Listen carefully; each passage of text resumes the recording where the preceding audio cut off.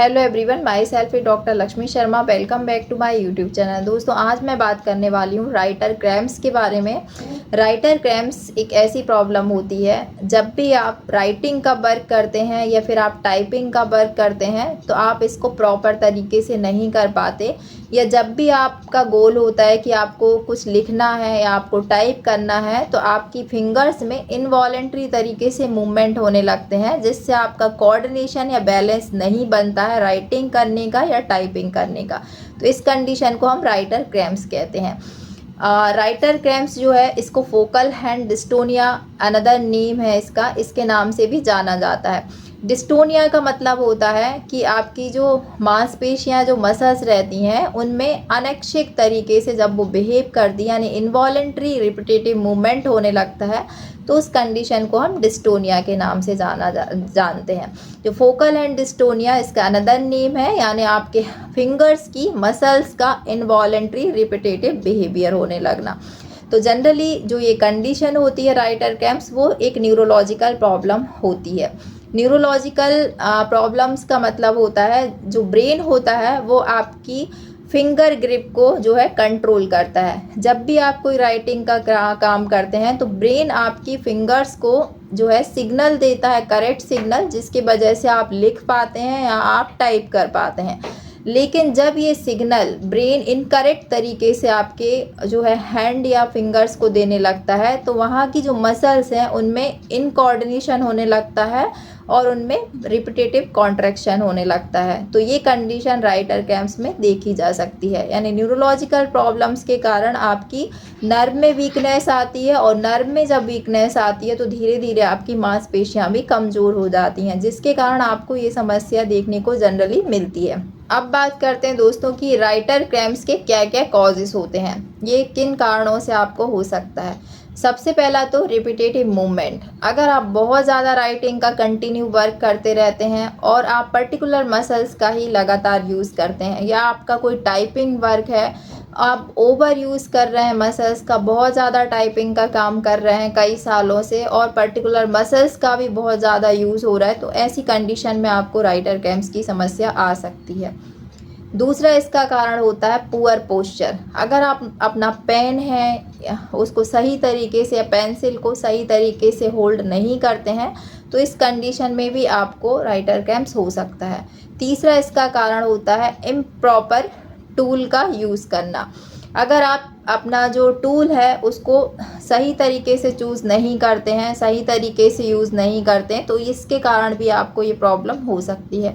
चौथा है stressful condition के कारण भी ये समस्या देखने को मिलती है। पांचवा है अगर आपको हेरिडिटरी में कोई प्रॉब्लम है, घर में न्यूरोलॉजिकल प्रॉब्लम है फैमिली मेम्बर्स को या आपके मदर फादर को, इस तरह की जो है राइटर क्रैम्प्स की समस्या है, तो 10 to 20% केसेस में हेरिडिटरी फैक्टर्स भी रिस्पॉन्सिबल होते हैं।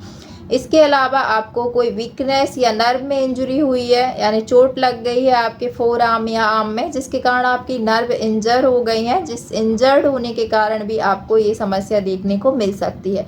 तो इसके पीछे बहुत सारे कारण हो सकते हैं। तो अगर आपका कोई कारण है तो उसके अकॉर्डिंग आप अपनी होम्योपैथिक मेडिसिन को चूज़ कर सकते हैं। अब बात करते हैं दोस्तों इसके ट्रीटमेंट के बारे में।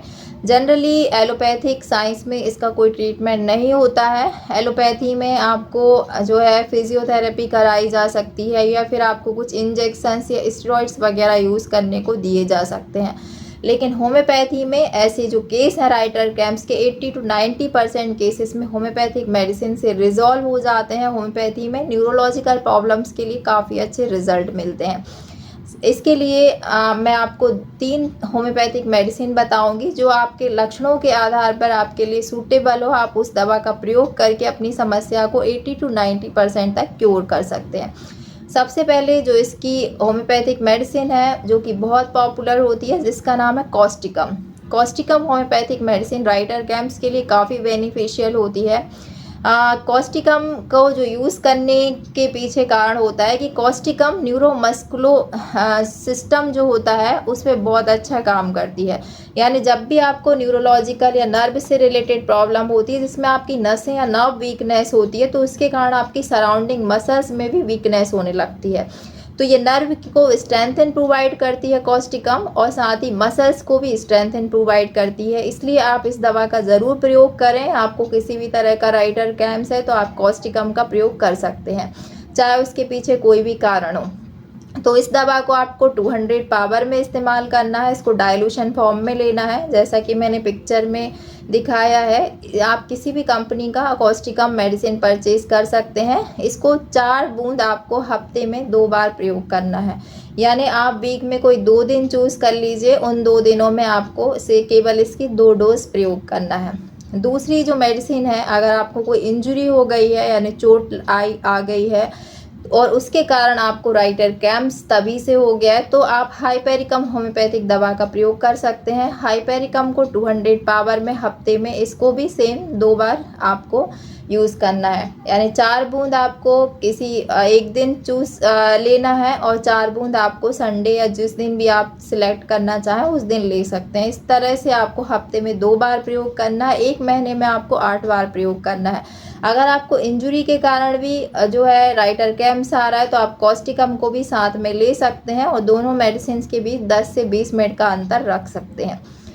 और इसके अलावा तीसरी जो मेडिसिन है, जो लोग बहुत ज़्यादा राइटिंग वर्क करते हैं या पियानो बजाते हैं या फिर जो लोग गिटार वगैरह की बहुत ज़्यादा प्रैक्टिस करते हैं और उनके हाथों में बहुत ज़्यादा झुनझुनी आ रही है, या फिर जो बस कंडक्टर वगैरह होते हैं तो उनको भी हाथों में बहुत ज़्यादा जो है वाइब्रेशंस के कारण झुनझुनी आने की समस्या होती है, या फिर आपको टाइपराइटर्स पैरालिसिस की समस्या है, तो ऐसी कंडीशन में एक और बेस्ट होम्योपैथिक मेडिसिन है जो आप अपने प्रोफेशन में अगर ओवर यूज़ कर रहे हैं अपनी उंगलियों का लिखने में या टाइप करने में और उसके कारण आपको क्रैम्प्स आ रहे हैं, मूवमेंट नहीं आपका जो है इम्प्रॉपर हो रहा है हाथों का उंगलियों का, तो आप स्टेनम मैट जो है 3x पावर में प्रयोग करें।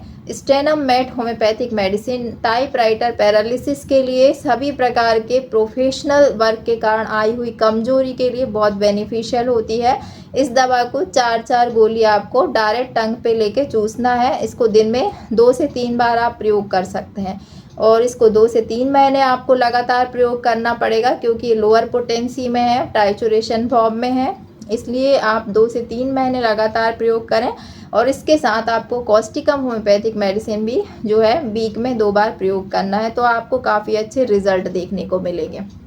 तो इस तरह से ये 3 मेडिसिन है, जिसमें कॉस्टिकम एक कॉमन मेडिसिन है जो हर टाइप की प्रॉब्लम्स में आप यूज़ कर सकते हैं।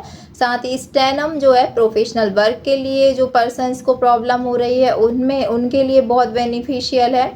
तो इस तरह से आपको, और जो हाइपेरिकम है वो चोट या इंजरी के कारण आई हुई राइटर क्रैम्प्स की समस्या के लिए बेनिफिशियल है। तो इस तरह से आप अपने लक्षणों के आधार पर इन मेडिसिन का प्रयोग कर सकते हैं और अपनी राइटर क्रैम्प्स की प्रॉब्लम को 80 to 90% तक क्योर कर सकते हैं। काफ़ी केसेस में 100% भी क्यूरेबल होती है इन दवाओं के द्वारा। तो मुझे उम्मीद है दोस्तों आज का वीडियो आपको ज़रूर पसंद आया होगा। वीडियो पसंद आए तो वीडियो को लाइक शेयर करना ना भूलें। चैनल पर नए हैं तो चैनल को सब्सक्राइब जरूर कर लें। मिलते हैं नेक्स्ट वीडियो में इसी तरह के और अपडेट्स के साथ। तब तक के लिए bye bye. Thanks for watching.